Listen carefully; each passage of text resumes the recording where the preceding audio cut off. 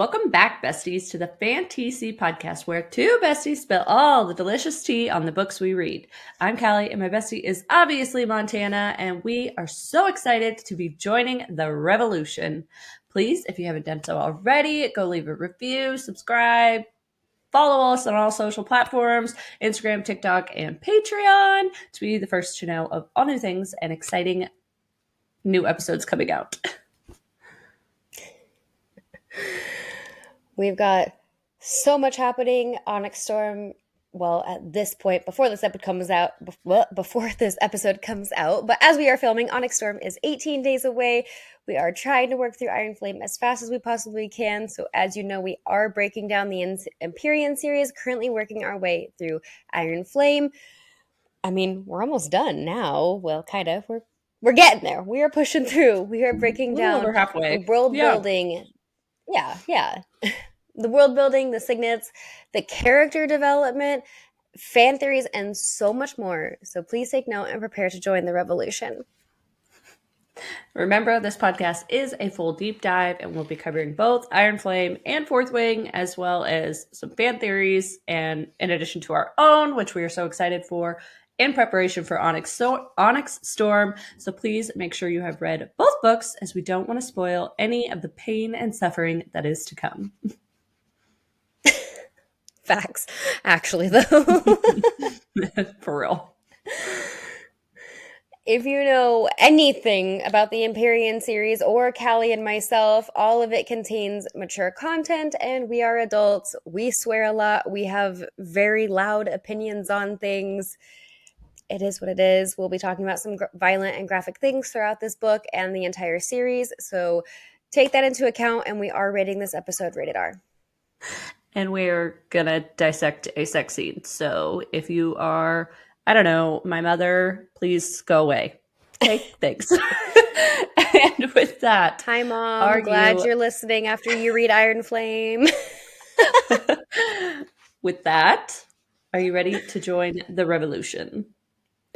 Yes, I am. Thank you. As long as this was Xaddy, I'm in. Facts. Big facts. Oh my goodness. Okay, you know what? Full transparency, we recorded yesterday, so I'm like, it feels like it's been forever, but it really hasn't. It is January 3rd. We are really just rolling into the new year. We are Iron Flame out, but I mean, okay, here's the deal. Let you in on a little tidbit of our life. We started this podcast not quite a year ago, and last year was the epitome of a dumpster fire. So, in true Montana Callie fashion, the only thing we can possibly do is share our final brain cell and pour everything into finishing Iron Flame before Onyx Storm comes out. ADHD at its finest. I promise you, procrastination will pay off because we will get this done. We will get this done. And it will be wonderful. So although we may be tired and haggard, it is fine because we are going to get you some good content, some good episodes. I'm excited to finish this book out. We are in part 2. It's going to be grand. I'm in like these chapters. We were saying, this is laying the foundation for what is to come. Yep. And I'm pumped. I suppose I'm getting ahead of myself. So before we like fully dive in, Montana, what era are you in? Oh my gosh, I always think about this beforehand, and now I'm like, I haven't put a single thought into this today. No. You know what? I'm going to go with Tortured Poets Department because I had Down Bad stuck in my head earlier. Ooh, I like that. Okay. I think I'm in... Honestly, I don't really know. I'm like, maybe like 1989 or Midnights or Reputation. The tried and true favorite. I don't know. I'm kind of all over. All of them. I'm in the Eras You're tour. in an Eras tour. Oh my gosh. Why are we the same? Stop it. Get out of my brain. I don't know. That was funny. It's so interesting. Like, we are not even remotely the same horoscope, and we are always on the same wavelength. We're like sharing a surfboard That's on this wavelength.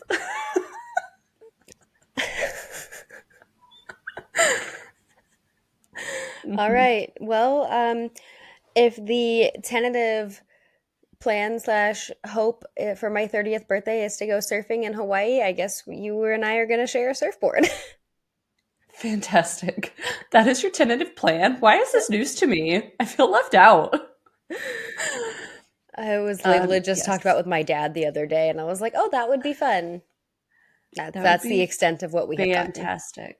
That it would be the best 30th birthday, and I hope that happens for you. I'm just excited to see you even close to your birthday.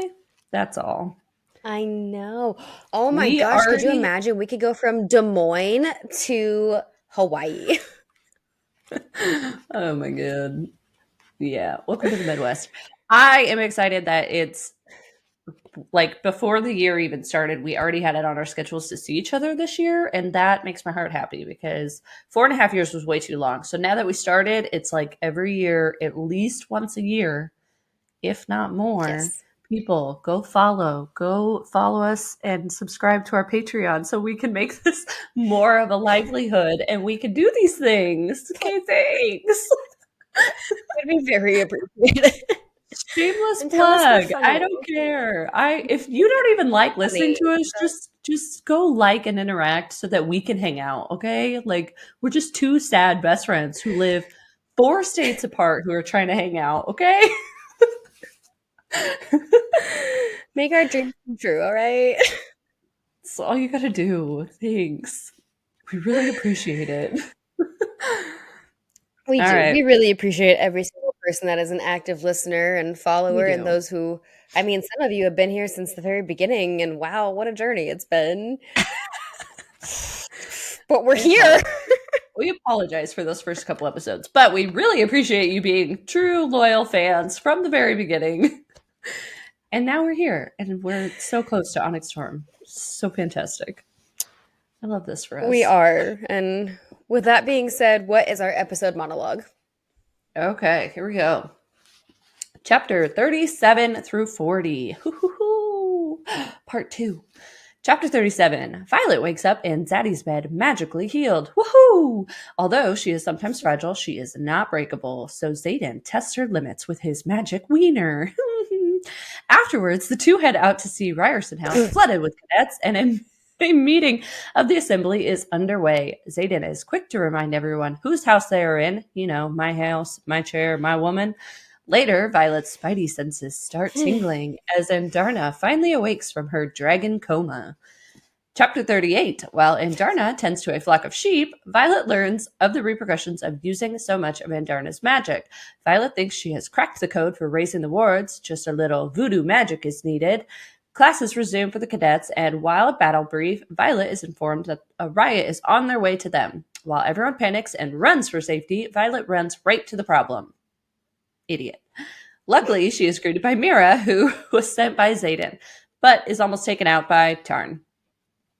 I mean, do you blame him? As if that wasn't bad enough, now we have two. Now we have two feisty Sorengale sisters. The older, who nearly breaks half of Brennan's face when she learns he is indeed alive. Yeah. Chapter 39. Violet thinks she knows how to raise the ward, so in an attempt, she gathers who she thinks are the 6 most powerful riders and asks them to all lick the shiny rock at the same time. Just kidding. They use their hands. Sickos. But it sadly fails anyway. She discusses going to see Takaris again, and Xaden is adamant that it will end terribly if she follows through. He's not wrong. Chapter 40. Violet has started training with Felix, which is fantastic, except she learns she has basically been training completely wrong and is rendered useless. Great. Ouch.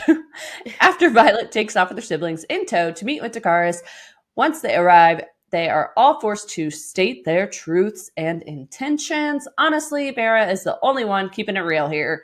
But when one Shadow Daddy appears, Violet knows she fucked up.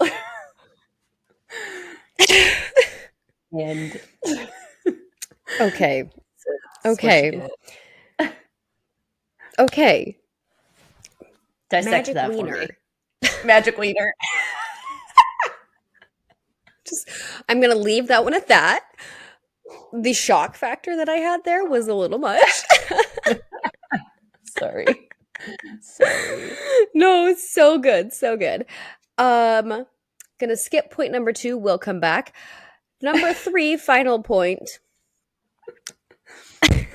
Licking the ward stone. I was imagining them like, well, it's winter, so, and it just snowed. So in my mind, she's like, Tongue "Okay, stuck everybody to the gather pole. around," and they're like stuck. Well, my very first thought was, you know, it would be so legendary if we licked the Liberty Bell. Oh yes, legend. Wait for it, dairy. Yeah, I love how I Third Met Your and Mother. final dissection of this. Violet's voodoo magic. All my brain Voodoo could magic. go with. I told the witch doctor I was in love with you. Oh my god. She's basically the witch doctor. Voodoo magic. It was actually more of like, in my mind, how we were talking about Bloody Mary, like Ouija board sacrifice type shit.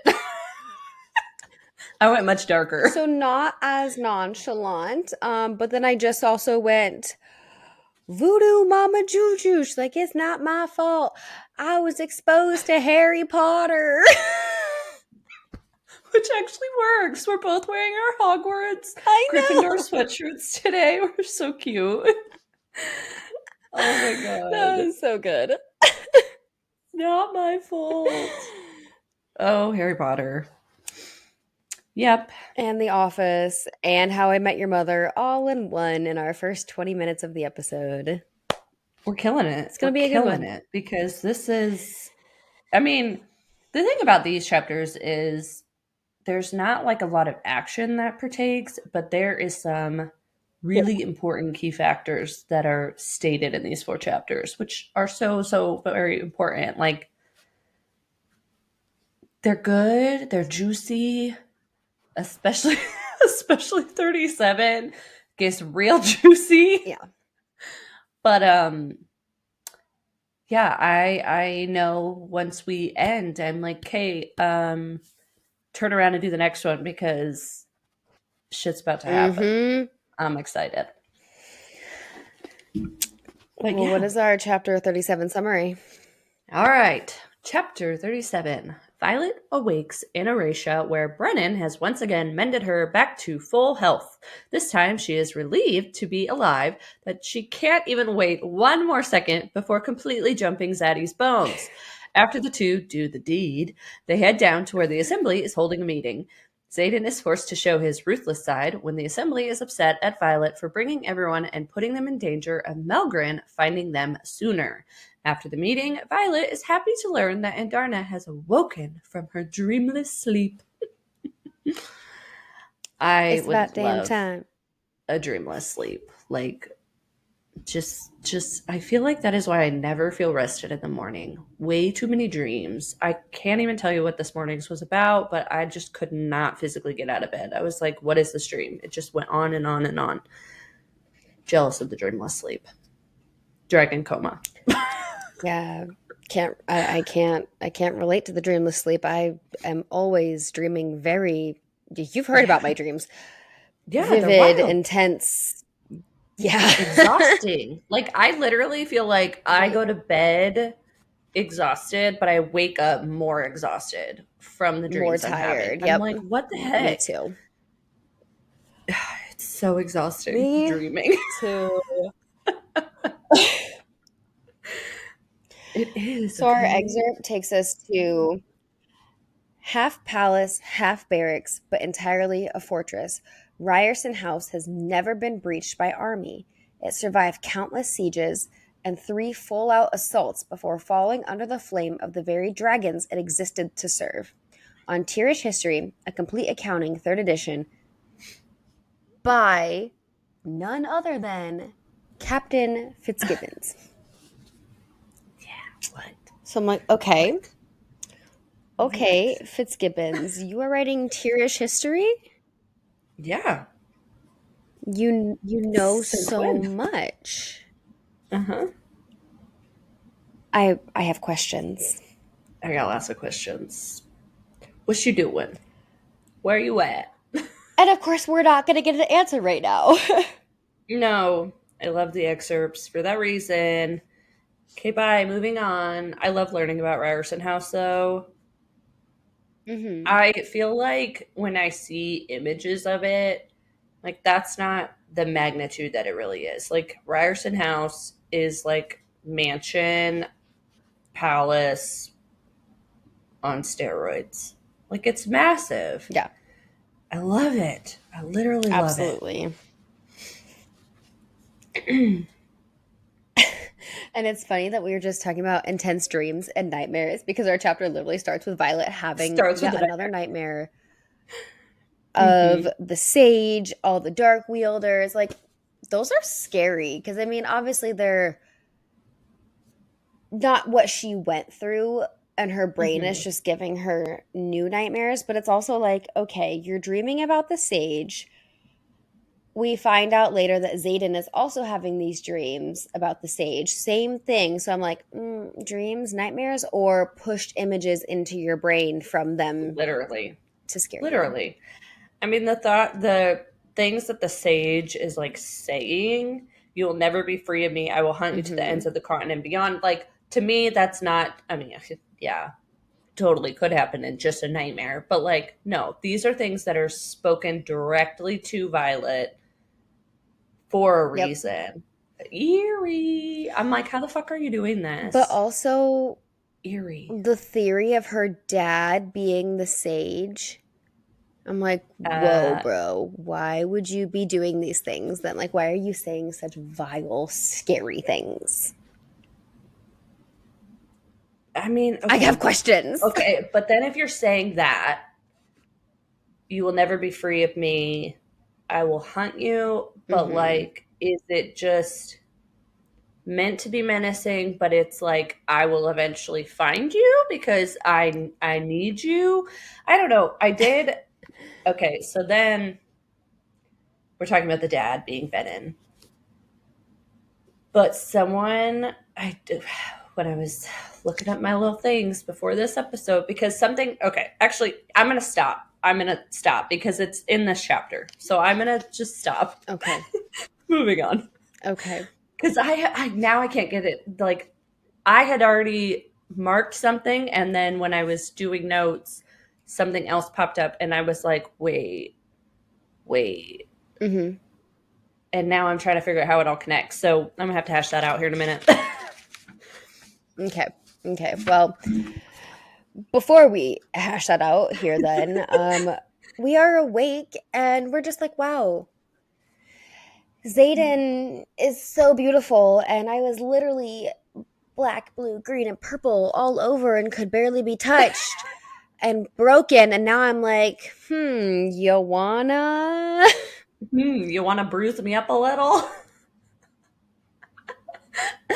It's been a good day since I've had a bruise, so why not?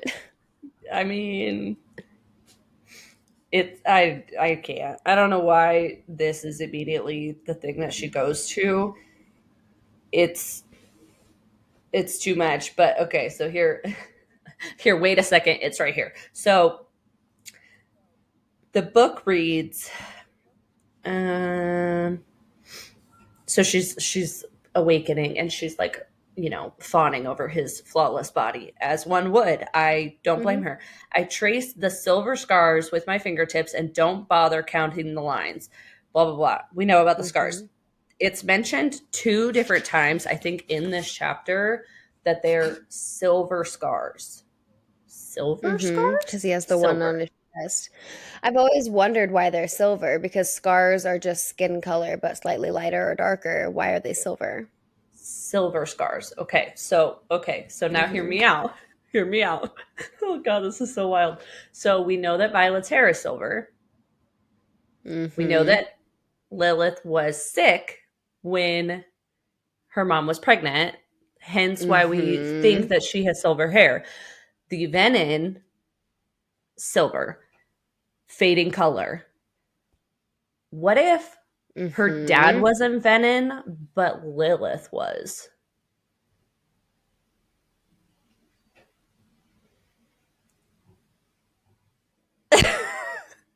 Okay, so then this ties into Xaden because she gave him those scars. All of them. All of them. My brain hurts. But do you see how it could possibly be connected? And what if she was, her dad was doing the research because she was venin and he's like, gotta fix it. What if they just healed her enough that she was fine or is fine, or I don't know. I mean, she dies. So like, we don't really know that she wasn't venin. They're very good at masking. We don't know. My brain hurts. But is it not a possibility? I'm sorry, like, how does Violet have silver hair Everything and then is a Xaden has possibility. silver scars, and somehow those two are tied? And what we were just talking about in the last chapters of how she was the one that, made this deal with Xaden. Right. But then also, like, intentionally linked and bonded them? I don't know. No. I mean, I'm overthinking everything right now. But like, just give me the reason why his scars are silver then. That's all I need to know. Because there's no way if it was just a normal scar, the color wouldn't be described. And if it was, it would just be like, lightened, or the scar would be described as I would just trace the scars with my fingertips. It wouldn't say silver scars. It's mentioned 2 times in here. That I'm like, why are they silver? Yeah, because then she's touching the one on his chest. Yeah, I don't know. Questions. You're welcome. Do we have Rebecca on speed dial yet? Because I have so many questions. I do too. Like, explain yourself right now. What are you talking about? I don't know. I think when you read a book, the enjoyment of the book is that you don't have all the answers. And in this podcast, we dissect every line. Although it is fun, like, but I need answers. Also, like, why the fuck am I doing this? Because I don't know. Like, I'm just pulling shit out of my ass right now, and I have no idea. I don't have the answers. I'm so stressed. Yep. Okay. 100%. But then, we go through this whole shebang of banging, literally. Dot. A dot. But him, are you trying to kill me? Yes. Stop it. Stop it. It's the fact that as soon as they're done, she's like, eventually you're going to have to ward this door, but first you need to make it soundproof. He's like, oh yeah, no, that's already done. I already did that. Even though, like, I was just giving you shit for, like, everyone in this house can hear you. Right? Little teaser. I love it. I think my favorite in the whole, obviously, a man and a woman sex written by a woman is fantastic. But my favorite is Violet saying, I want you feral. I'm sorry, what? I expect these things from Xaden, but when they come out of Violet's mouth, I'm like, what? Who are you? Who are you? You're not dirty. It's fine. You're just Violet. Sex. So much sex. I love. And then that's just like, okay, well, it's over. And now we have to figure out what we're doing with all of these people that we brought. We've got to figure out how to feed and house them and how we start classes and training. And, well, what the fuck are we going to do? Oh, hey, Arik. Glad to see you came with us. Your secret's safe with us. But, like, sup, bro? Sup? What you doing? Now what do we do? let's all go have a chat, shall we, with the assembly? I know that they're a little angry, so Mm-hmm. we gotta hash this out real quick. Kind of, sort of. But I mean, Oh, I don't blame them at all. Like, they don't know Violet. They don't know the relationship. They don't know what all just fucking yeah, happened at Basquiat at all. Like, this fucking Zayden just showed up too. Like, he was gone too. Now we have just yeah. a fucking mess that everyone's trying to figure out. Okay, you just brought 200 dragons. Where do they go? Here's a Hundreds of, hundred cadets, not even writers, not cadets. writers, just some casual cadets that, you know, don't have a fucking clue what they're doing. I like that they're instantly like, they think, okay, well, we left school, so it doesn't matter. Like, we're writers now. No, bitch. You still don't know jack You were a shit. first year. Like, I'm Sit not your gonna ass fucking down. trust you to go fight anyone. You have no idea what you're doing, Yep. let alone have a signet yet. Mm-mm. Scary. And then just the assembly being so mad. They're like, you've exposed everything we've worked for. We didn't get to vote on this. They're just so irritated. And Zayden's like, no, no, no, no, no. Listen here. I am the 7th place on this assembly. This is my This is house. my chair, my house, That's my and she's woman. my woman. It's the best. He's like, what I say goes. Yep. So we're here. Suck it up or get out. And I mean, we're okay with this energy. But they're pissed too, like, not even just about all the cadets, but like, oh, you brought these scribes. What the fuck are they gonna do? Like, what do Oh you mean, my. what are they gonna do? You still need people to record what's happening. Duh. And Tarn literally said, like, they got dragons to agree to take them to Erasia. And he's like, but this is a Mhm. one-time thing. What are they gonna do? Like, hitchhike on a dragon back to Basquiat and be like, hey, Oh, right, this no is where they're way. at. This is what they're doing. Like, Right. no, the scribes are literally just there to observe. Observe, record what's Don't happening, but question my also like Jacinia. send missives, help translate. Like, there's a million things that they can do here. And for them to just dismiss them because, oh, well, you brought them here. Like, yeah, bitch, they're part of the cause. It is Yep. because we like them. Thank you, Michael Scott, for liking Jacinia. Loves Jacinia. He does. He does. I feel like he tried to shoot his shot, realized it wasn't going to happen, and now it's just a casual best friend. It's like Pam. He hits on Pam. He kind of shoots his shot with her, and then it's like, nah, me and No, Pam, that's my we're best friend. besties. That's Michael and Jacinia. They probably, I was going to say they're part of the Finer Things Club, but Michael's definitely not in that. No, they're their own club. No, okay. They're in their own club. For whatever the magazine that Michael writes his suggestion in about Chili's being the new best location for business. That's their club. They read the magazine together.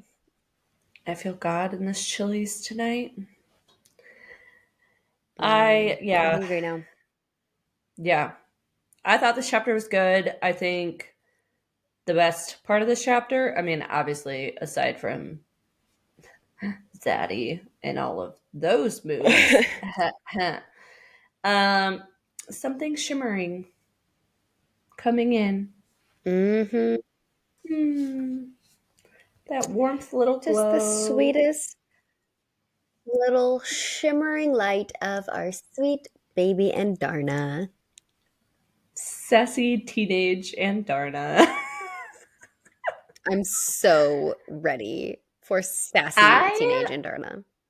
don't know, like, before we jump back in, I was like, yes, sassy teenage and Darna. And then I forget how much, like, you don't get her in the first half. That honestly, like, kind of just I forgot about know. her.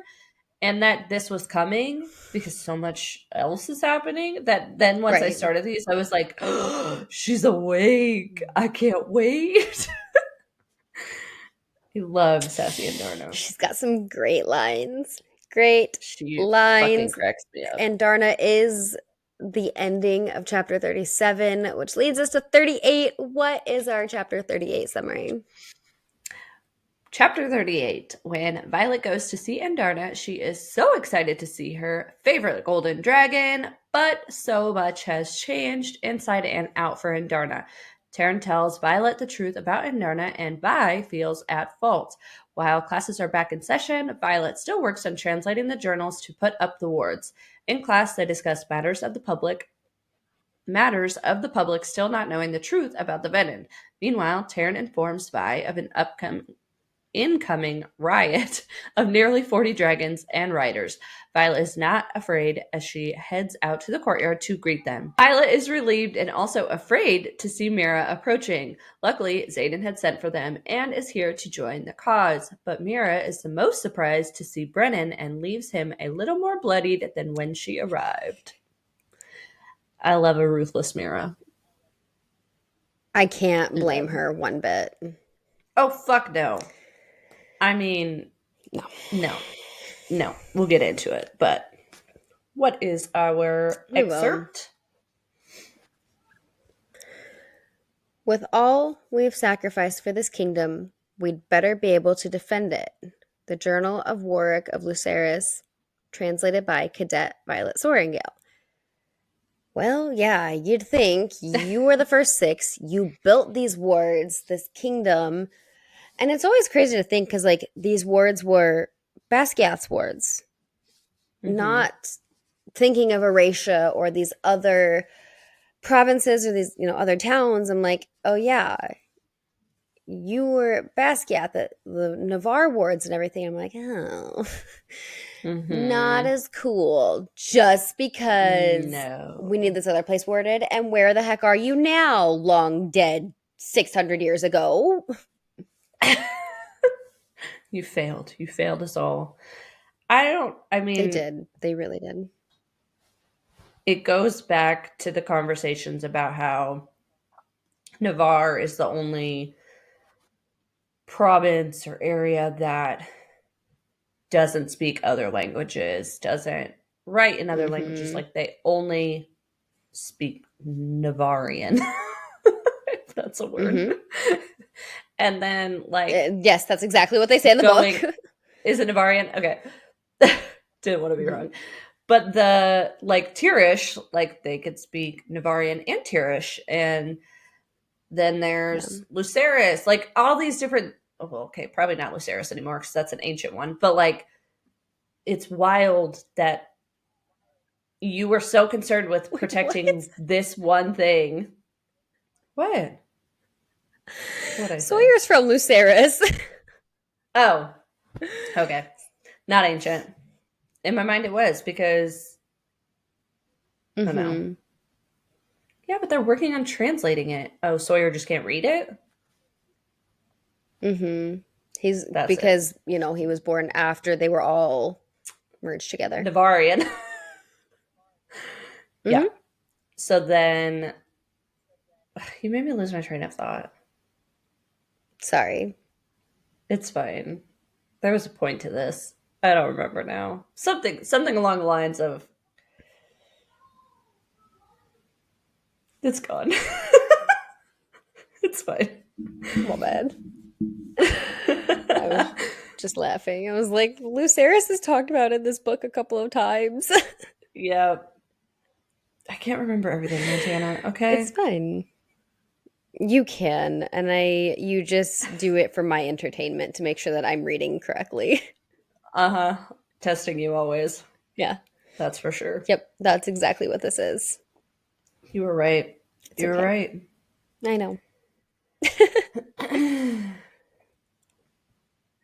With me completely derailing your thought, I'm going to derail our conversation. And Darna's awake, and she's not a baby. She's giant. She is bigger and a third of Sigale's size, which is huge compared to what she was. And Mm-hmm. she is green, kind of, and maybe Ish? Black? black-ish. So very interesting. It These just are gives me things iridescent vibes, it like, gives iridescent. because Yeah. if you think like if you're thinking in like hair color logistics, the properties of like black hair color, there's always going to be a blue, red, purple, or green base in there. And that's like why Hmm. in the sun you'll see the certain light shimmer through in black hair. So I'm like, oh, and Darna is just black hair dyed. Like how you dissected that with hair dye. All the colors. That actually is very on brand for you. I was thinking of like how the trend is chrome nails right now. So like if you have a black Mm-hmm. base, you could do a chrome on top, and that's kind of what she's going Mm-hmm. on with the shine of her green or purple or whatever And have Darna's you. on That trend. she is very on trend. But sweet baby is no longer because she is awake She's a and sasshole. she's a fucking sasshole. Oh my god, she cracks me up. It felt like nothing. Okay.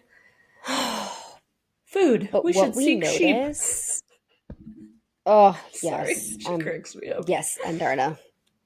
Yes, I agree with we should seek some sort of food, not maybe sheep, but Ugh. we can compromise on something. Taco You Bell? know, Sounds you good. eat sheep. Oh yeah, Taco Bell done, done. That is our pre-event early morning hours meal. Hmm. Yeah. Pre-event, post-event, post-event. No, we are not Pre-event. eating Taco Bell before the events. No, that makes me bloated. We're That's trying to an look good in these after. dresses. That was a late night Taco Bell, eat in the car, and yap sesh, and it was good. Yep, I don't know what was better, the it was. gossip or the Taco Bell. It was so good. Honestly, that Taco Bell, like sometimes It it hits slapped. different. And that one, I was like, wow, the It was so good. It's shout out different. Elisa It taking was us to the fire. local Taco Bell that slapped.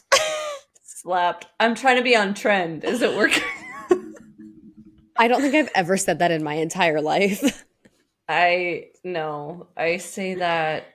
Well, there's words that I say now because my kids say, but I just say Right. back as like a joke. Um, my Yeah. son, who is 7 for context for everyone listening, likes to say, "What the gyat?" And I am like, "Bro, do you know what that means?" And he's like, "Yeah, but." And I'm like, Like, "Okay, well, at least you know what they're saying, so I can't be mad." But I'm like, "Please stop saying that." yeah, don't say that in public. How about that? No, never. But bro is a word that is now in my vocabulary on purpose because my Yes. kids just gotta say bro all the time. Like, bro, are you listening? Pay attention. Okay. I Anyway, get it. we noticed something very important about our now three-nage Andarna. What is it? Because this Three is age. three-nager. Oh, poor baby Andarna. She's trying to stretch out her wings, and after 3 attempts, one is still just not fully extending. And we have realized that she slept so long because Violet, obviously only with Andarna's consent, not ever wanting to be malicious about it, but used Andarna's power in times of need, but it put the stress on Andarna's body, and she did not form correctly and grow in her dreamless sleep, resulting in a damaged wing and the heartbreaking news that she does not know yet that she will never be able to bear a rider. It's literally the most heartbreaking, like, ever. Ever. Because Mm-hmm. Andarna, I mean, not only was she, so upset from the get go that she was too small to fly, then Yep. they created satchel clippy thing. And she could go, but then, her harness, that's the word. The baby Then she Bjorn. finally could go. The baby Bjorn. That's right. There it is. So then there was hope, right? But now for her to not ever be able to actually bear a rider it is so tragic and so sad. And I'm like, okay, so when are you gonna tell her though? Cause I know. I don't want to be there for that conversation. This is You Feyre's tell her. pregnancy all over again. Yeah, I don't want to be the one to tell her. You got to tell her. This is bad news.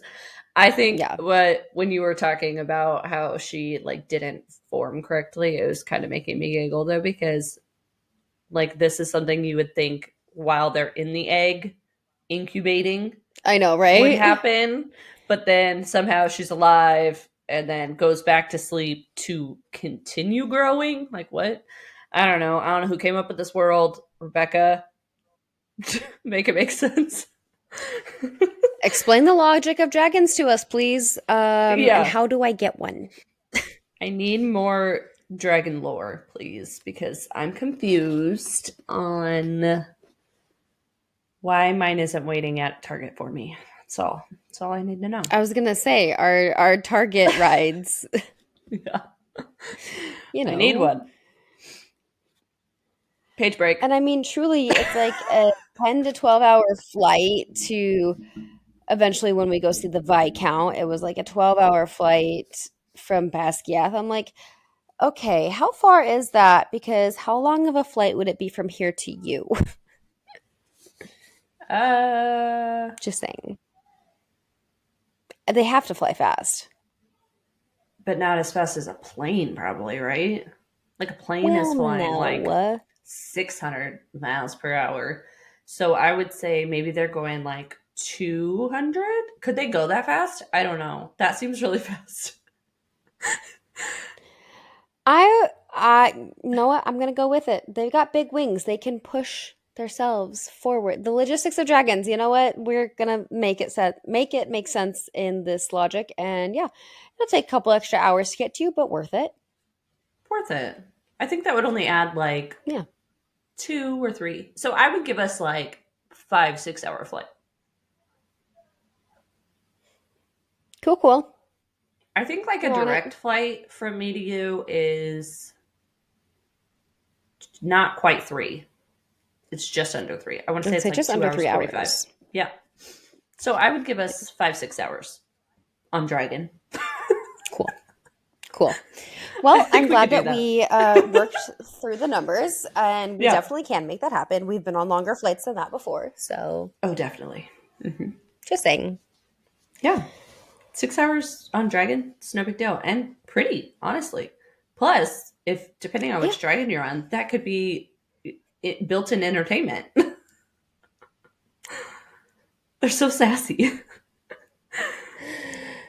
Tarnan and Darna are just bickering the whole way.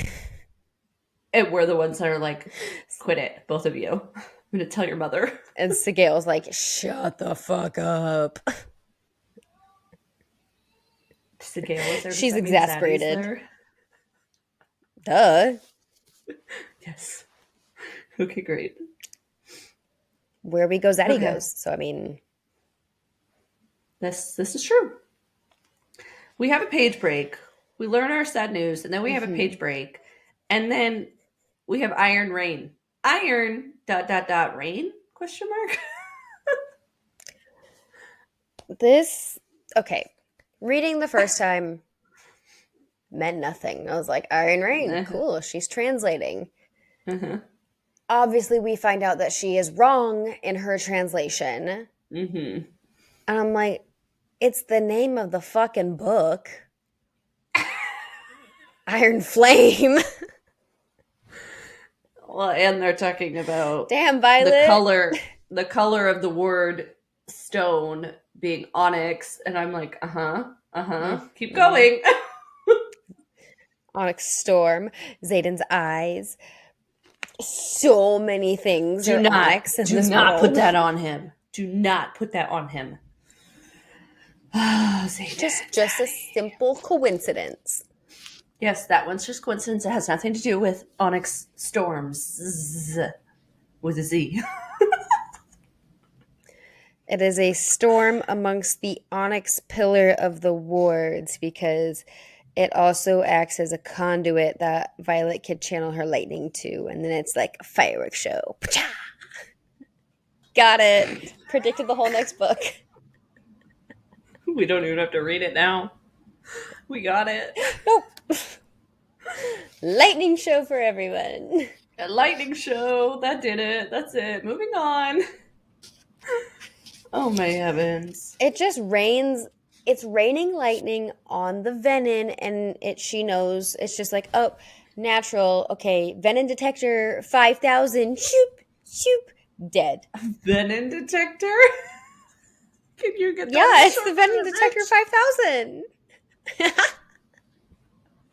I'm calling them right now for this trademark. Oh my god. I'm dying. Just saying. Yes. I agree. I think you're right. I think you're right. Yes. That's Onyx Storm. Nothing to do with Xaden, and nothing bad will ever happen. It's 3 books of happiness. 3? Oh, after this one, I'm like 3. These 2 were not happy. Yeah. After this, got you. The next 3. Yeah. I like it. I wonder what the 4th one will be called. Onyx Storm. I can't. Flame, I can't. Wing, Purple Rain.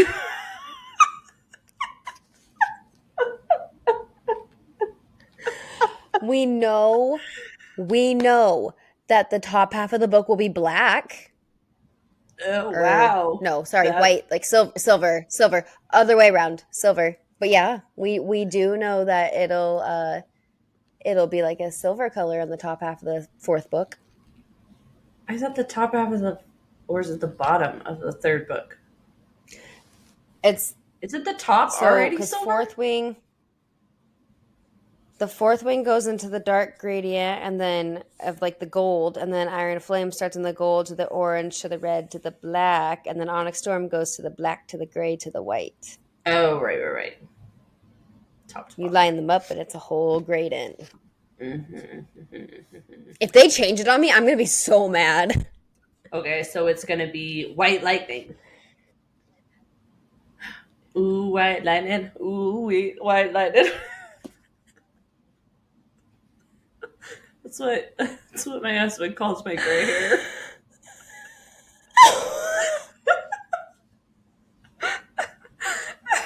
White lightning.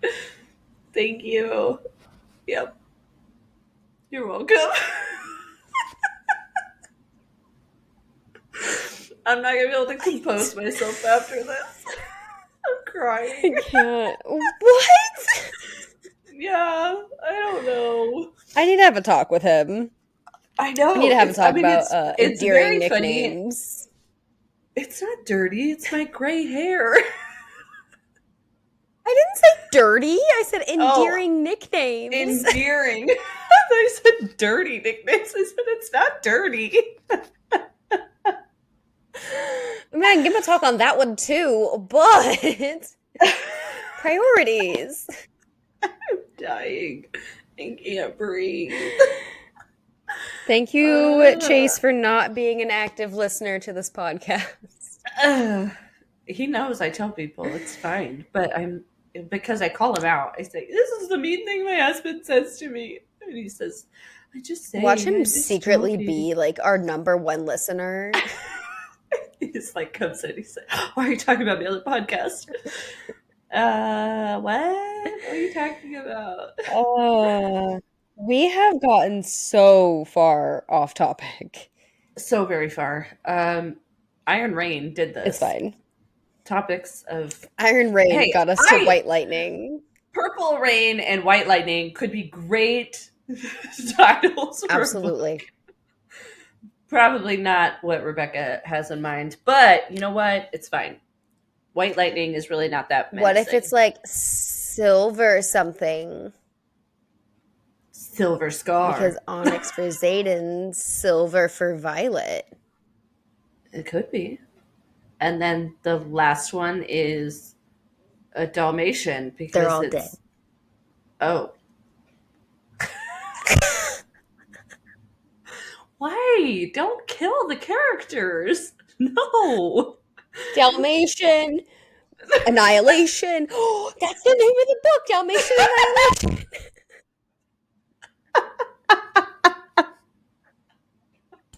Did we just write a horror movie about an evil Dalmatian? Yes. Oh my god.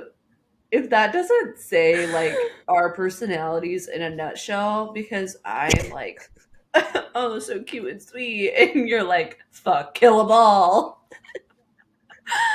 Okay. Why are you so mean? We switch. It's fine. That's true. Literally, you're like, black voodoo magic, and I'm like, I told the witch doctor I was in love with you, and it is 100% the Alvin and the Chipmunks version, just so you know. Yeah. Oh no, I know what you were going with that. Yeah, totally. Alvin and the Chipmunks always. Yeah. Yep. Wow. Okay. Oh, this is ridiculous. We need to get through this chapter. Iron Rain, Dalmatian Annihilation. It's same difference. That needs to be written down and submitted to her team because that's golden. Just this clip. Golden title. Yeah.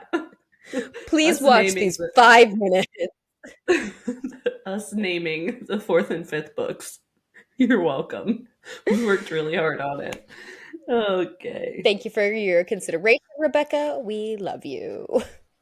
Absolutely can't wait to see what the real titles are because we know ours are terrible, but very excited nonetheless.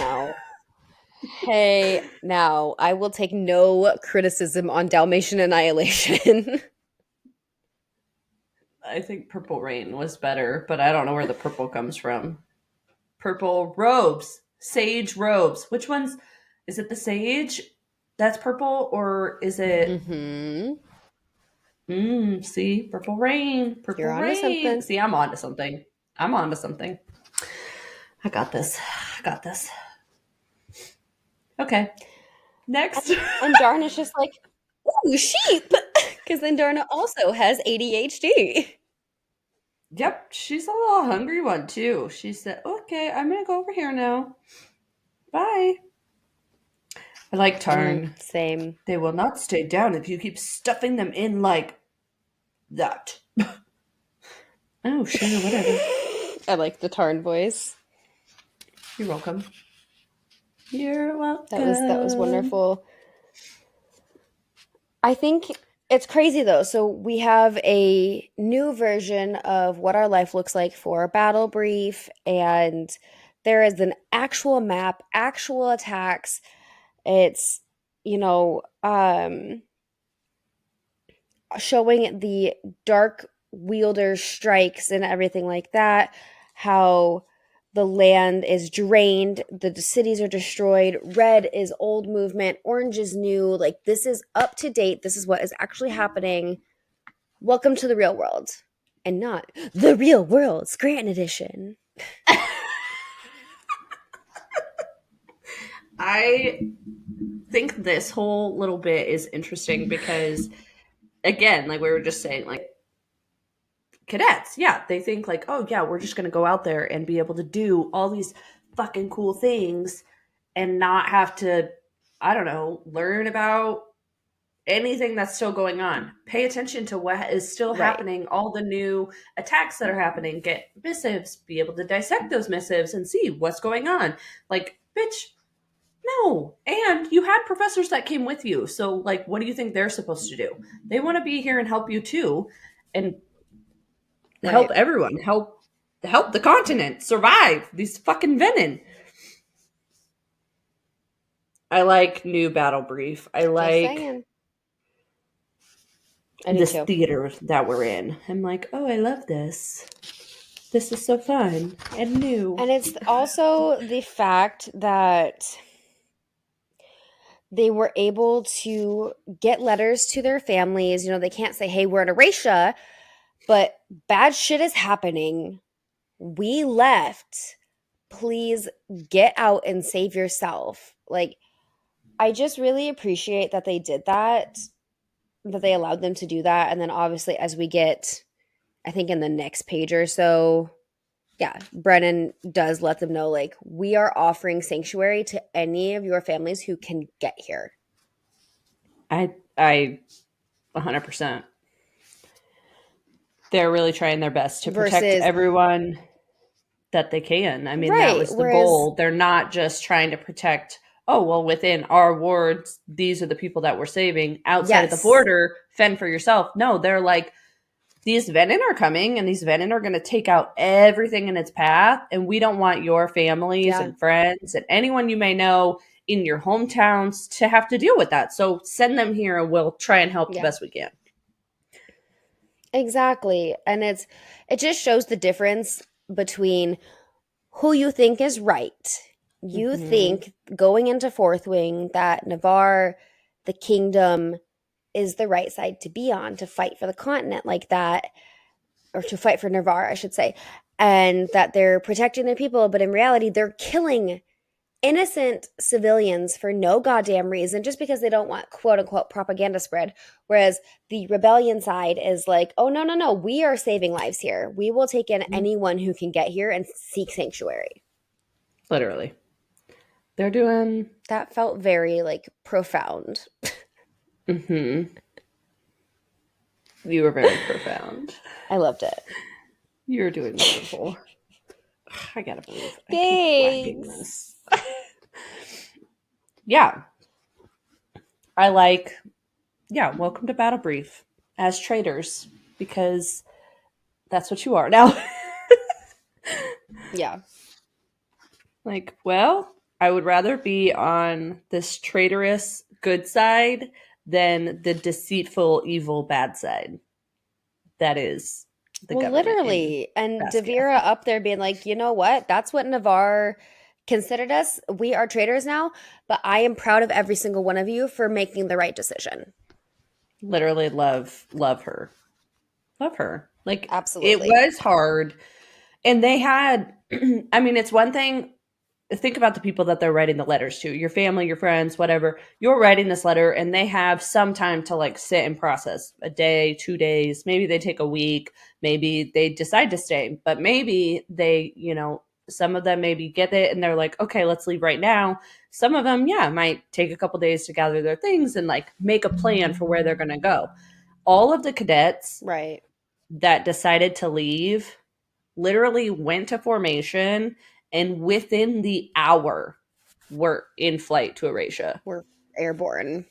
Yeah. Left everything behind, left everything they've known, didn't contact anyone. Like, now they're finally getting that chance, but like, to make that decision, it's a bold decision to make. On the spot. None of them took it lightly. Like, good for them. Yeah. Good for them. And we respect it. I like it going... It bothered me, though, that Kaori stayed. He says that his place is with the Empyrean. I'm like, okay, with the Empyrean, not with Navarre. Yeah. So did his dragon make the call for him? Or what? Because possibly he then literally says the Empyrean, not the people. That's possible. So we don't hate him. Not yet. I do find that part interesting. He's given us no active reason. Yeah, he gives us no active reason to be mad at his decision. Because like we said in the last episode, like, what happens if they wanted to go but the dragon didn't? And like, he very well could be in that type of situation. You can't fire him without cause. I have cause. It is because I hate him. I like the little tidbit that we have. So, because we have new battle brief, which is obviously Professor Devera, but then also now we have Brennan coming in and also leading this class. But he is introduced under a new name, Colonel Mm-hmm. Azarai, I don't really know. Azarai, I think. And they're I like, don't huh, remember how the audiobook said it, who? to be completely I honest with you think it's now. Azarai. I know. I don't really remember either. I think it's like that. So anyway, don't come at me. Um, but they're like, oh, wait, what? Well, yeah, he was dead, so we couldn't go around being like, Brennan Sorrengale here. Hey, how's it going? No, I'm dead, dude. Mm-hmm. So new name, but then the little note of how it is Tirish for resurrected. Yeah. What? Love that. Just a fun little tidbit. And also, Because, I mean, maybe a he was foreshadow for almost dead. something. Yeah, he was, literally. He was Yeah, quite and it literally literally kind is of the fact that he resurrected. was damn near resurrected. He was on the verge of death. He was like, "Sup, He Malik? I was see dead. you in the distance. I'm on my way." It's like And looking at the light. Leolin was like, "Hey, He's like, bro, don't just look at the light. kidding. I'm going." Yeah, he's like, "No, I'm going to resurrect you, even though Yeah, sad. resurrection is supposedly impossible." Impossible. Yep. Sure. Who says that? Violet. Who says what? Tears for resurrected. I reply. He's still just Brennan Oh, to me. Violet. Hmm. Mm-hmm. Hmm. Hmm. I don't know. Second But segment. what's so cool though is that fourth wing, specifically the flame section, every single person, first years all the way through third years, came to Erasure. So they're still the Iron Squad, which is so cool. Like they still have the most people. Every single person from this particular section joined the rebellion. I'm like, oh, look at you guys go. And Brennan's like, I suppose you want a They're patch. And I was really expecting dead. like a, well, too damn bad. This is a Same. revolution. Yeah. He's like, You don't get that shit we'll here. see what we can do. We'll work on it. We'll look for one of those for you. Yeah, Iron Squad going strong. I think it completely makes sense. And Yeah. props to them. Proud of them. I'm so proud of you. But the fact that they dropped wyvern carcasses at outposts and caused such a ruckus and the public does not know. General Melgren will do anything at great length to keep the public from knowing the truth. That is terrifying. And it's like what we just said, they're still turning away Paromish citizens, whereas we are taking people in. Just really, what side do you want to be on in this war? I feel like if I was a civilian, I mean, obviously you would go where like refuge is being offered, but at the same time, I don't know. Like you want to trust your government because that's where your military is, so like that's where you would think to go. But then you get all the way there. Like these people are trekking for days to get to these borders, To and then they're have like, them turn you "Bye, away. go away." Yeah, it's terrifying. And that's if they're turning them away, because they've also said they're just killing them on sight. Yeah, which that really is what gets me even more so. Like, okay, whatever, don't offer to help, fine, but what purpose does it serve you to kill them? Yeah. Oh, They because we did don't know if they're literally nothing. venin or not or whatever. Bitch, you got venin inside your Yeah, walls. we don't know what truth they know. They're inside the walls. Yep. So I don't know what you're talking about.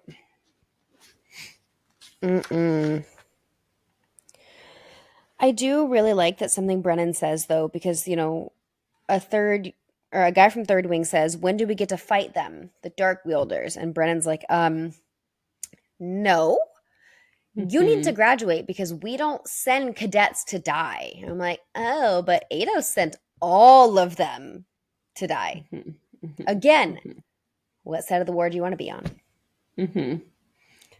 I like you know, he does. He tries to retort that with, well, Sorengale didn't die and the others didn't die. Well, Imogen, you know, well, 2 of us did die and you weren't there. And if any of us had a fucking say in that, we wouldn't have done that. We didn't have a choice. Like, we literally did everything we could to survive, and 2 of us still did die. It was horrible. Right. You didn't want to be there. Fighting venom is not really that fun. But if you want to go ahead, have at it, because you won't last. Right. I just... It hurts knowing where they came from, what they're doing. They're learning these harsh truths. And then hearing the harsh truths about what they thought was home is still currently doing and making it so much worse. What a shock factor. What a shock. You got to make peace with that shit real quick. I mean, is it a shock? We've been reading these for how long? It's not a shock anymore. For us, no. No, I know. But yeah, for these people, I mean, like, I don't. They're, you know, going through the map, and then they're, you know, they're even talking about the Griffin riders, and, you know, Brennan's trying to remind them, like, these aren't the bad guys that they're painted out to be. Yeah, there's still a couple of them that probably don't like us very much, but, like, overall, they're in the same position we are, where we're all trying to fight off the venom. Yeah. That's the goal here. And then they're going through and they're talking about, the different areas that now have been attacked. So now they're talking about Anka being attacked and how they're setting up basically a post in Zoila because the Venom are just slowly taking over everything. The fuck? I don't like any of this. I don't. And with this newfound information that is being shared with us, and we're realizing the extent of how bad things are, Violet's like, shit, we really, really need that luminary. And, you know, we've got to get going. I don't really care what Xaden says. And Darna's like, hey, Tarn, can you carry a luminary? He's like, that question insults me. And she's like, well, can you carry a luminary while insulted? Love her. So sassy. We're getting too close of quarters, because if she doesn't go and get the luminary, they're not going to have a chance. We're getting way too close to being in Venom territory. So we got to go. We got to make a decision, and we got to go. And of course, now we're having argumentes back and forth, because Xaden's like, fuck no. But instead, we get Taryn out here like, holy shit, something in the distance. It's a bird. It's a plane. No, it's 40 dragons. Coming in hot. Oh my gosh. And then Sawyer's over here like, shortest revolution in history. Oh my god. He drives me nuts sometimes. We don't need your commentary right now. It's funny. But I mean, Mira and Tiny are leading the riot, and we're coming in peace. So I mean, that's a huge change. We're okay with this now. We come in peace, kind of, because Taryn wants to bite Teeny's head off, and Mira wants to rip Brennan's head off, so kind of in peace. Don't blame her. The peaceful intention was there. Oh no, either one of them. Okay, and I like that there's like the fact that go ahead. Go ahead. No, go ahead. I like that there's this funny little, I mean, it's not funny because it's like serious stuff that happens, but they're like kind of arguing over who actually killed Barish. She's like, you stole half of Vasquez cadets and killed the vice commandant. And she's like, well, actually, Dane killed him. Well, actually, I helped, and so did Xaden. So, I mean, we all did. But don't give Dane credit Quit word because vomiting. really, Yes, he's dead. who pierced his heart? It was you, Violet. So I know that you don't want that blood on your hands, but like, be proud of what you did because you saved yourself and a whole lot of other people. Dane helped. Dane helped. Yeah, he did. He did. It was a group effort. It's the fact for me that I'm cut off. Wow. You're welcome. We still have 2 more chapters from this, so what I was thinking is that the fact that Lilith made the 10-hour flight to Samara, she shows up, she's like, okay, well, yep, that was a wyvern carcass. Here's the entire truth. You have an hour to decide what you're going to do. You either go to join the revolution or you stay here. Mm-hmm. The choice is yours. The choice is yours. Like, they didn't care. They just let them go. And then we're going back to how are we gunning down, killing innocent Promial citizens that are trying to seek refuge, and then we're letting our military walk freely and go support the rebellion. That doesn't make sense to me. I love that Lilith is the one to deliver this news to Mara, and Mara makes that decision to go find Violet. I know that would be really hard, especially because she is the one that leans more towards like Lilith. But I also think in this instance, Lilith wants to leave, but she also is kind of bound by her duties. So she can't. And she's working from the inside. She is. In her own way. This will come back. This will be whether we agree or not. But she let them have the decision to make for themselves, and we're getting the full story. And Brennan's like, oh my gosh, Mira, it's so good to see. And she's like, I'm sorry, what the fuck? You're alive? Let me just try and knock you the fuck out because what? 6 years. Very valid. I don't blame her at all. I feel like... Nope. Yeah, no. I mean, maybe a hug first and then a slap. Like, oh my God, I'm so relieved. And then when you let go, you like smack them, you know, like, what the fuck? Where were you? But 6 years is a long time. And we went through this with Violet. It's a long time is so to valid. be in the dark. Yeah. She's so valid. I'd be pissed and heartbroken and all the things. This is Chelsea going ghost on us for 6 years and then just popping back in like, hey guys. Stop trying to pit people against us. Stop it. We made this already. That Chelsea was our Brennan. And we were just like, hey, you alive? Good scenario. I know. And that's, you know, the end of chapter 38 is the blood. Call her up. She's working. Actually, it's 6 o'clock. She's not working. She's off work. Yeah, she's off work. Okay. Chapter 39. Brennan is busy sending out riders to look for more riots coming in to Erasia. Mara is busy bothering Brennan for not being dead, and Violet is busy trying to raise the ward. She gathers the 6 most powerful riders and brings them to the ward stone. She instructs them all to drip blood onto the stone, but unfortunately she must have mistranslated because nothing comes of it. In an effort to not feel like a failure, Violet discusses going to wield for Takaris again.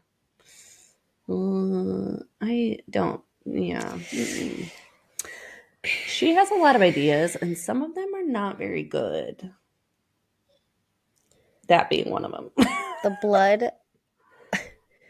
The blood of life of the 6 and the 1 combined and set the stone ablaze in an iron rain flame. The Journal of Work of Lucerys, translated by Cadet Violet Sorrengail. I'm like, okay, we are going to hear this passage over and over and over, and we've already heard the iron rain. But also, like, you're thinking iron rain is the concept, and then we go through this, and there's no rain. There's no rain. There's no rain. And So, also, make it make sense, Violet. you don't even know what you're reading. You're poorly translating. Very poorly. Literally. She's trying. And then, we have, the one. And the one. Okay, who's the one? Okay. Yeah. Oh, and Darna. And that's the other thing. It's we need the 6 most powerful writers. And, I'm like, okay, so you lost the one in that translation too? 6 plus 1 is 7, Violet. Yep.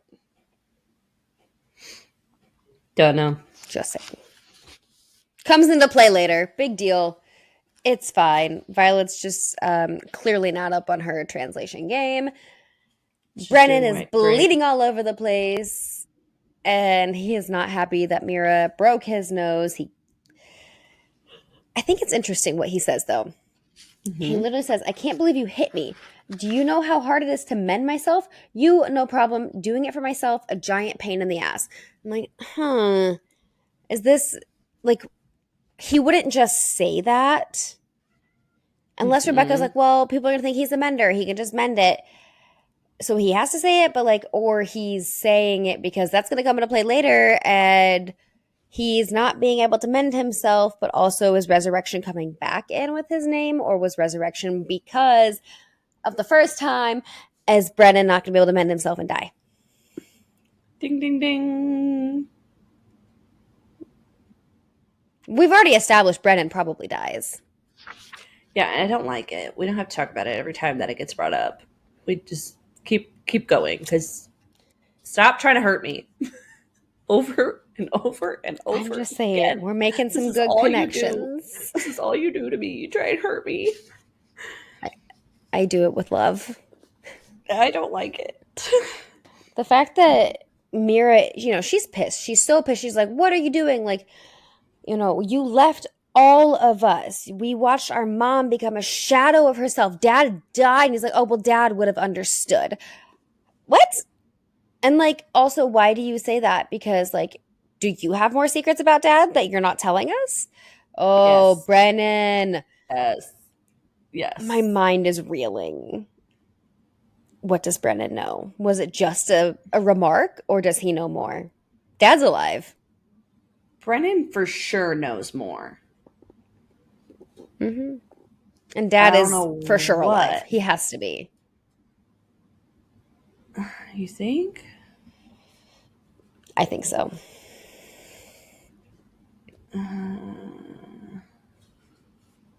I think their dad is alive, and he's going to come back. We'll get an inkling of him in the next book.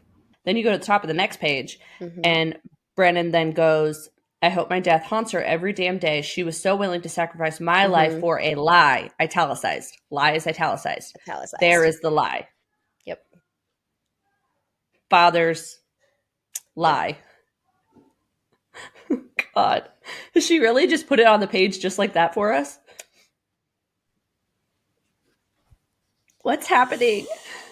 I mean, Dad is alive. I'm just going to go with it. I hope. I mean, obviously, I hope. If not, I do too. Brennan knows a lot about him and what the research was, and there's answers here. Yeah. Yeah. I mean, but it's... I'm going to put a pin in that, and I think it's funny because, Xaden led this riot to Erasha, and she's like, oh, hey, you. He's like, hey. And then they just start making out, and Brennan's like, ew. Can you really? not I'm in front of me? And then Mira's like, oh, no. It gets worse. This is tame. It's what you said in the last episode about, it's some fucked up stuff they're going through, and they're just like, let's make out. I don't get why. She's like, just wait till they climb each other in a public place. Yeah, you can't burn that shit out of your head. It just cracks me up, though. Because I'm like, I don't know. You see both sides of well, they're newly in love. They're in a honeymoon phase of okay, now they're back together. And literally every other day is life or death for It was them. dangerous. So to an Yeah. extent, it makes sense that they're like, it's you again. Bleh. But then also it's like, Right. bro, rein it in. Like, we're having a serious Time and place. conversation over here, and you're like licking his Right. earlobes. Ew. Gross. So gross.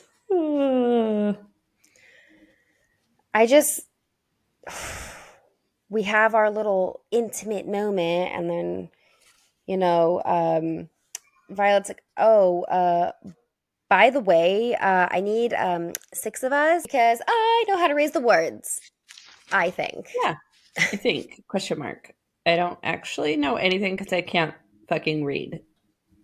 Okay, Feyre. I was going to say, call me Feyre. Call me Feyre. I don't know what I'm reading, but let's try this. Let's go. In the meantime, let's talk about Takaris because we need to make that happen too. No, we don't. But, okay, so 9 of us, the assembly, Bodhi, and myself, walk out. So I'm like, okay, well, you and Bodhi are not a part of the assembly, Mm-hmm. but you're considered more powerful than 2 of them in the assembly. Mm-hmm. And you're both only cadets. Mm-hmm. Interesting. Mm-hmm. I mean, Yeah, it's I noted fine. that. It's fine. Like The assembly's 9 a of little us. We peeved, need but 7, but yeah. By the way, you just take a step back. I don't need you. I'm clearly more powerful to lick this rock. giant salt stick. Ew. That sounds painful on your tongue. But you're right. We need the luminary. We need to go to Viscount Takaris. We need this to happen. But we're also going to try and power our words. So everybody, slice your hand, put it on the shimmery rock with the runes. Shimmering black pillar rises to over twice the height of Xadin and would take all 9 of us holding our arms outstretched to surround it. Okay. Etched in the very center, at least 6 feet across, is a series of circles, each fitting within the next and boasting a rune carved in along its path. It's almost the same pattern as the pages on Warwick's journal. Okay. And then we don't even know what it is. They're like, is it onyx? Is it polished iron? Iron rain. Again with the Got onyx. it. Again with the onyx. But here we are stuck in this fucking iron rain. She don't even know what she's reading. Doesn't even know. And the fact that the runes kind of match, but they don't actually match. Mm-hmm. Resemble. Does that not is that not another indication that you are wrong? No. Apparently not. I like that she's so confident. She's so confident in it though too. And then, she's like, lashing out on everyone. Mm-hmm. And Felix, is trying to back her up, like, well, not really, I guess. He's like, you want us to what? And she's like, I mean, is anyone else going to translate this? No, I didn't think so. Shut the fuck up and do what I'm asking. And then it doesn't even work. And they're like, uh-huh. We trusted you, second year, you moron. Right. This is why you're not on the assembly. Yeah. Because nothing happens. It does not work. We have bled. We have stood here. Not a zilch. You can bleed all night. I'm leaving because this was bullshit. Wasted my time. I got better things to be doing. Don't we all? Don't we all? I do like that Bodhi tries to comfort her, though. He's like, it's a lost magic, it's old, it might be broken. And she's like, fuck off. I'm a failure. Like, she throws the biggest fucking pity parties in this book. I'm like, Violet, you didn't get it right, so you'll try again. Xadin keeps saying you're going to try again because he knows she will. But like, Mm-hmm. this is no. Shut up with the woe is me. Whoa. As my children would say, womp womp.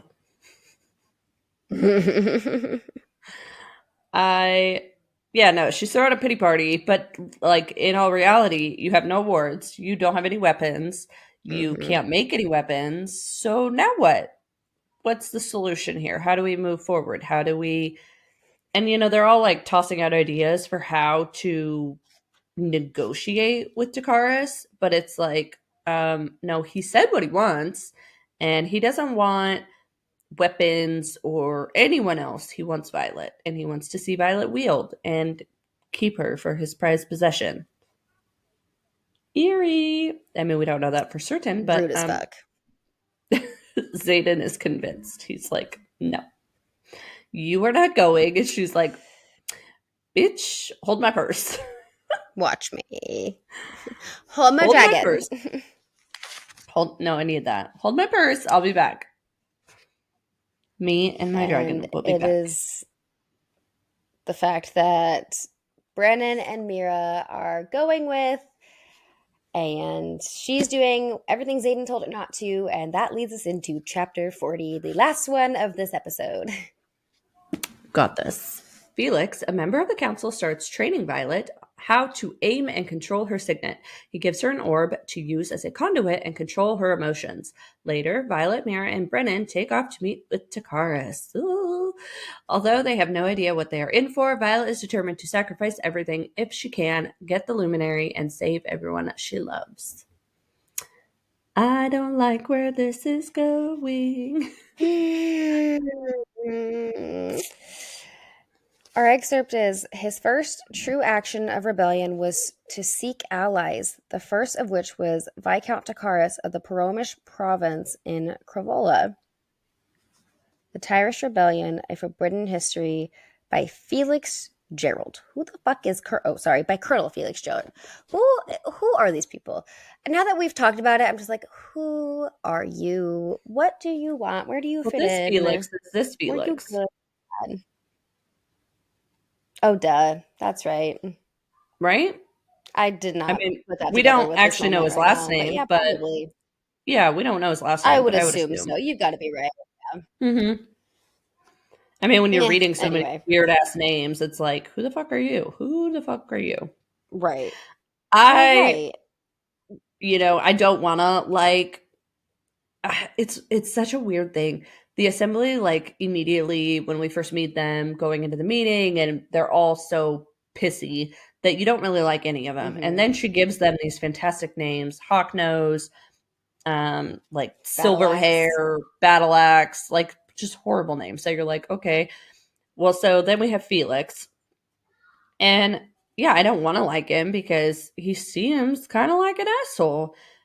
But then he's like, let me help you, Violet, because I don't think that you're doing what you should be doing. I don't think you were training the way you should be training.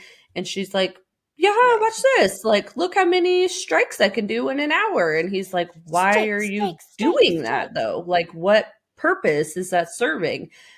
Why would Carr ever ask you to do that? And she's just like, I don't know. Like, and this is where I really like him because he's like, he says what? It, though. Yeah, he's like, what was that shit? Yeah. Explain it. He calls her out on it, and he's like, I don't fucking get it. And Carr didn't properly train you because he's scared shitless of you. Mm-hmm. He doesn't want you to control. It is not about. Yes, it is not about how much in an hour. You need to be able to put it where you want it to go. And it should start as something small and basic in your hand, not just ripping it from the sky. And she's like, wait, what are you talking about? Lightning comes from the sky, Felix. I think it's interesting to put it in that perspective because if you're looking at Carr or anyone that's going to train Violet, and really anyone that has to train anyone with these powerful signets, think about like Sawyer Ice? Yeah. Riddick. Sawyer's medal. Yep. Okay. Think about Riddick with his medal. Like if you're sitting there trying to train him and you're like, here, snap this in half or whatever, and shit's going flying, like you're there now exposed too. So put yourself in Car's position, training Violet, and you're like, okay, form this in your hand and control it just right here. Yeah. But if you have a slight mishap, like they're first years now, they're second years, like they don't actually know what they're doing. So Right. the safest bet is to, let's go out on this mountaintop and blast way the fuck over there where it can't even remotely touch us. But that's not going to help you in a battle. If you can't place a lightning strike directly on that Venon's head or in that Venon's heart, you're never going to win. By the time that you blasted those 3 that were nowhere fucking near the boulders I told you to blast, that Venon killed you. That Venon killed you 3 times. Right. You're dead. And I totally get taking her outside on the mountain to learn to control how she feels when the lightning is getting ready. But that's like base of the base. And then we're like, but hey, also, these are these big factors in your power. We need to control all aspects. You need to learn the basics before you really start pulling from the sky and channeling these big things. But he didn't do that. And it makes sense now. Obviously, Car did not go with them. Car knows that she is a huge part of the war and they want to be able to control her and her signet however they possibly can. So he's not teaching her right. So thank you, Felix, for the little education. But you know what? He's like, here's a conduit. This is a little glass orb, and you're going to learn how to use this to help with your magic and how it powers through you. You are the vessel. You are the pathway. Like, we're going to figure this out, and I need you to practice. You are going to put little lightning strikes in here, and they stay in here, so I'm going to know if you're practicing. I literally love the use of the orb because it's so much relating to her emotions. So over the next however many days, think about how many emotions she's going to have. Like, not only is it when she's angry, it's when she's excited. Like, we know from all the bedroom scenes, like, she can't control this at any time when her emotions are out of control. So, 1, she needs to figure out how to control her emotions. But 2, figuring out how to control just those little bit of lightning strikes is, he's genius. So, I don't want to like Felix, but I like Felix. Smart guy. He's helping us out. No, we have some respect for him now. And then the little information that he drops on her, like, Xaden did all of this for you. No, it's not for the revolution. No, it wasn't just your idea that he listened to. Like, he did this all for you. He's in love with you, and he sees it. Navarre sees it. Everyone sees it, that you are just as powerful as your signet, and you are a dangerous part of this war. Hence why her mom put her in the writer's quadrant, because she didn't want her to have those feelings and those reactions in the scribe quadrant and be killed. So someone else sees it too. I love it. I love that whole little bit. I do too. Felix does. He does that little once over with, you're powerful and he loves you. Like, you're a triple threat because 1, you have 2 bonded dragons. 2, you are you. And 3, now you have this person who, 1, believes in you. Literally, from a chapter ago, from a chapter ago, she's trying to do the word and can't do it. And he's just like, you'll try again. Like, always believing in her, always thinking the best of her. Yeah, she's fucking unstoppable. Watch out, bitches. Onyx Storm is coming. It's the fact for me that Felix etched the runes into the conduit back when she was with them initially over the summer, and then she left without him being able to give it to her to explain. And he didn't even know where her power was at this point. He didn't realize how bad it was. He just heard, oh, she struck a venom dead on, controlled it. And he's like, okay, cool. Here's the conduit. Well, now she needs it more than ever. And he had no idea, but he made it for her forever ago. The runes are ready. They have the purpose set into them. It's all intention based. It falls so perfectly into witchcraft too, because everything is intention based. But I just think it's like really neat that he did that for her. And even now is like, shit, you need this more than I thought. He's looking out for her. And I mean, this is a tool that she can use so much. And Yeah. I mean, it's gonna be good. It's gonna be good. And he'll continue to Violet teach her. learns how to control her lightning, and she's like, it's gonna be May. Oh God. No. Okay. That's all I could hear in my head when you kept saying, it's gonna be. It's gonna be May. It's gonna be May. This is our pop culture for the episode.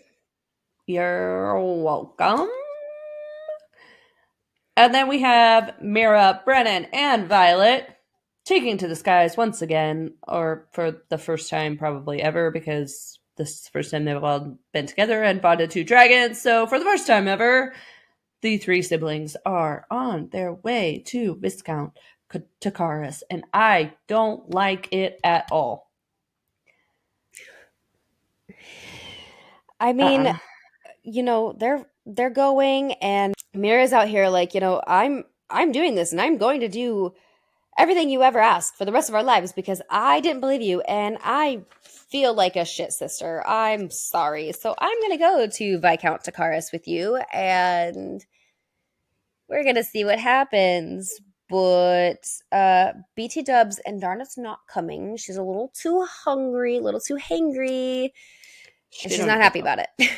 She don't need to go. I like that Mira is going because, yeah, she feels guilty, and she, is just trying to make it up to her, but also Violet is genius. So what she does and says, I'm going to do with her. And Brennan is out here just like, I'm just going to make sure neither of you die. Okay, thank you, Mender brother. Please come along.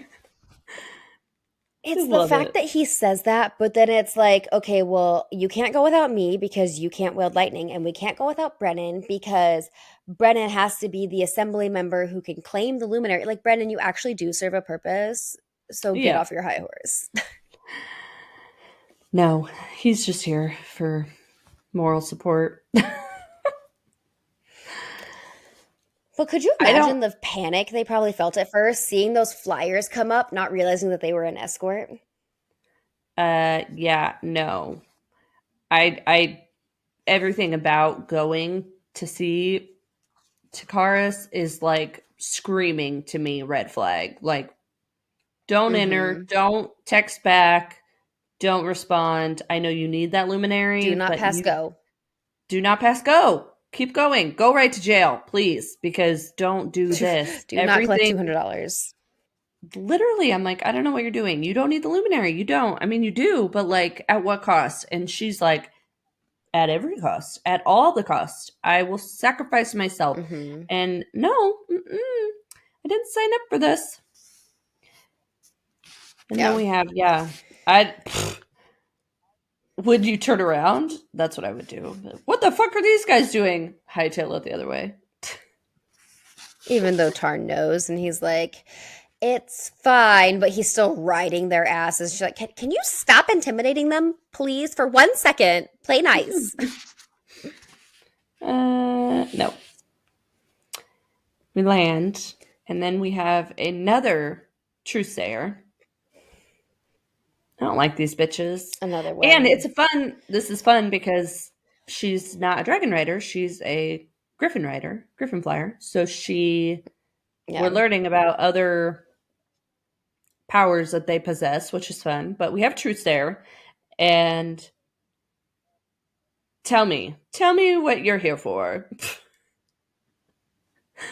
Okay. I am here for the luminary, and I am here for some wielding lightning, and I am here because I will get you like a fish if you even look at my sister wrong. Facts. Thank you, Mira. She's my favorite. I think it's important to note, though, that Brennan lets them know, like, they don't have magic wielding signets, but they do have gifts, and it's always mind work. So they are still very powerful in their own ways. Very, yeah. And the flyer was like, unlike writers, we do not label ourselves by our abilities, but yes, I have the gift of telling when someone is lying. Like, okay, sassy. Mm-hmm. It's a gift. But like, okay, we need to keep this in mind because mind work. Mind work. Meow. Mind work. Booty work, booty work, booty, booty, booty work.